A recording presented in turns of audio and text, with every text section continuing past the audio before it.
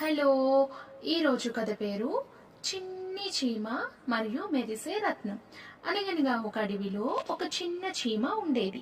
ఒకరోజు అది ఆహారం వెతుక్కుంటూ వెళ్తుండగా దారిలో ఒక మెరుస్తున్న నీలిరంగు రాయి కనిపించింది. అది ఎంత అందంగా ఉందంటే ఆ చీమ దాన్ని తన ఇంటికి తీసుకెళ్లాలని అనుకుంది. కానీ ఆ రాయి చీమ కంటే చాలా రెట్లు పెద్దది.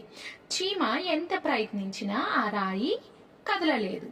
అప్పుడు అక్కడికి ఒక మిడత వచ్చి, అంత చిన్నదానివి అంత పెద్ద రాయిని ఎలా తీసుకెళ్తావు, వదిలేయ్ అని ఎగతాళి చేసింది. కానీ చీమ నిరాశ చెందలేదు.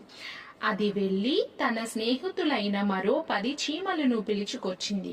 అందరూ కలిసి ఒక్కసారిగా బలాన్ని ఉపయోగించి ఆ మెరిసే రాయిని నెమ్మదిగా నెట్టుకుంటూ తమ గూటికి చేర్చారు.